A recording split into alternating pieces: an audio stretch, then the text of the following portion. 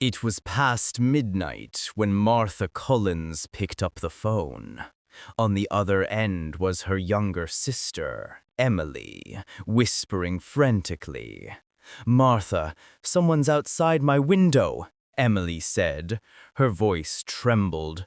"He's been standing there for over an hour."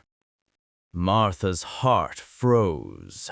Emily lived alone, miles away on the edge of the old Birchwood Forest, a place known for strange disappearances.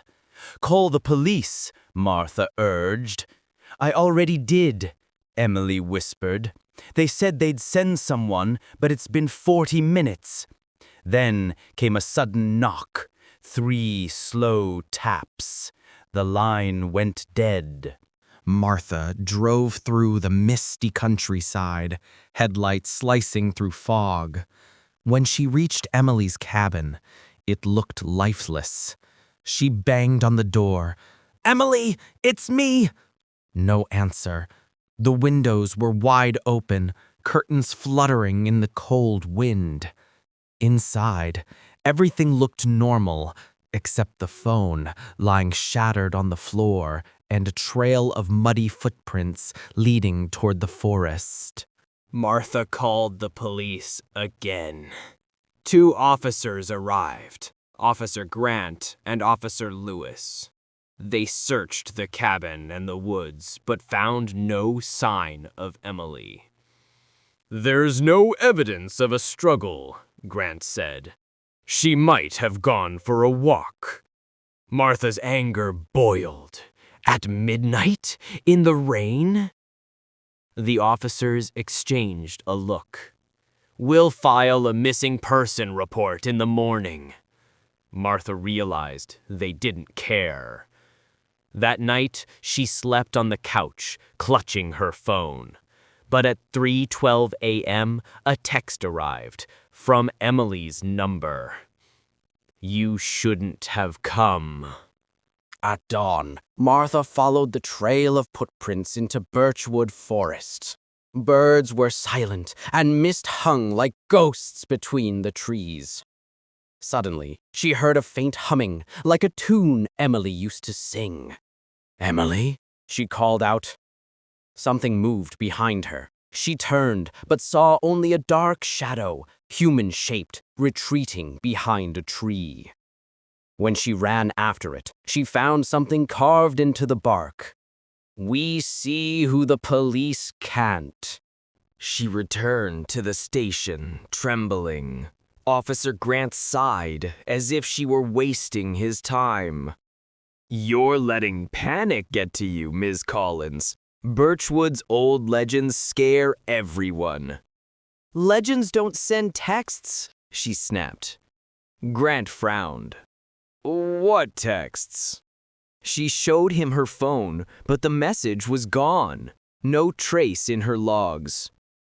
Grant leaned back. "Maybe you dreamed it." Martha knew she hadn't, and someone, or something, was erasing her proof. That evening, Martha stopped by a diner. The waitress, June, looked uneasy when Martha mentioned the forest. "People go missing there," June whispered. "Police don't go near it after dark." "Why?" "Because they don't come back."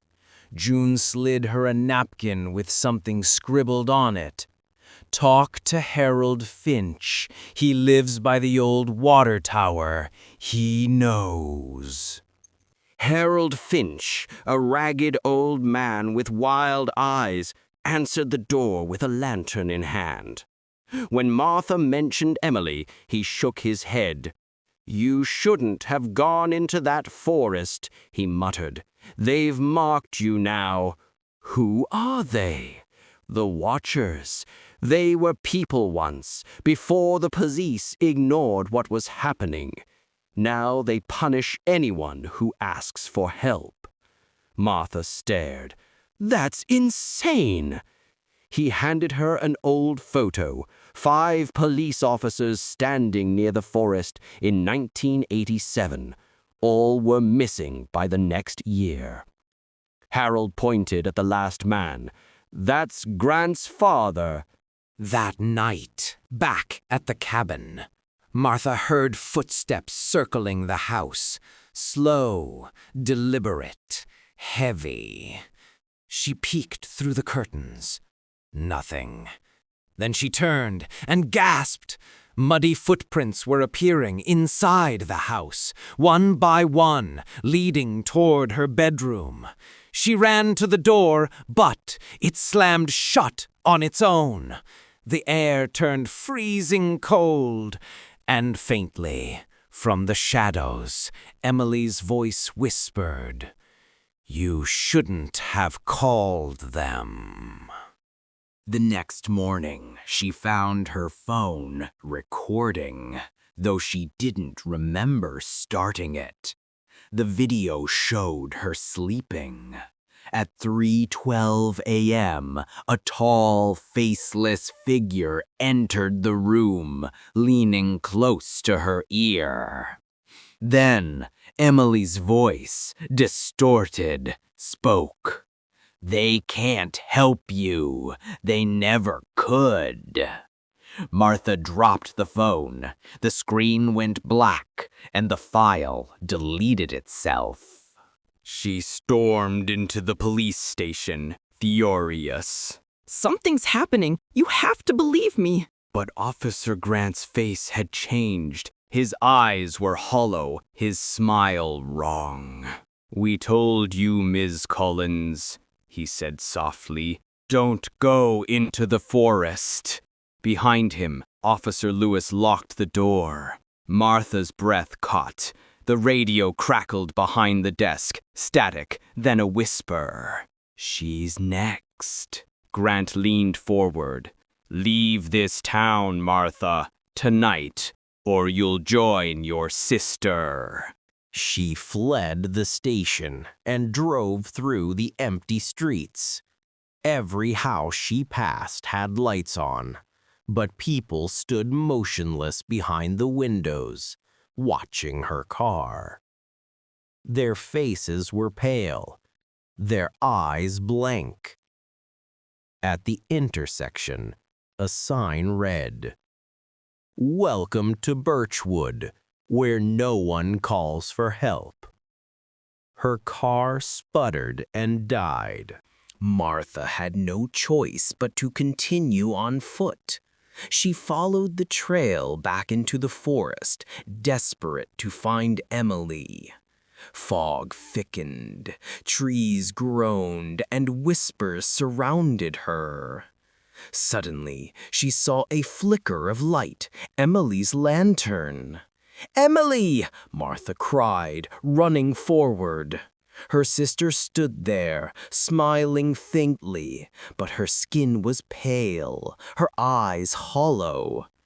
"You came back," Emily said softly. "Now you'll see what they showed me." The ground opened into a clearing. Around them stood dozens of shadowy figures, men, women, even children, all faceless. In the center lay the broken police badges of the 5 officers from 1987. "They never helped us," Emily whispered. "Now they serve us." The shadows stepped forward, revealing tattered uniforms, ghostly echoes of police who once ignored the town's cries. Martha screamed, but Emily's hand gripped hers, cold as ice. "You asked for help. Now you belong to them." Days later, Officer Grant filed report. Martha Collins presumed missing, last seen entering Birchwood Forest. He signed his name, then stared at the paper. Behind him, the lights flickered. A whisper filled the room. "We see who you can't." Grant's pen dropped. His reflection in the window smiled, though he hadn't moved. A week later, in another town, a young woman named Claire received a call at midnight. A trembling voice on the other end whispered, "Someone's outside my window. Please help." Claire hesitated. "Call the police." The voice replied, "They can't help." Then the line went dead. Outside Claire's window, through the rain, a tall, faceless shadow stood watching, waiting.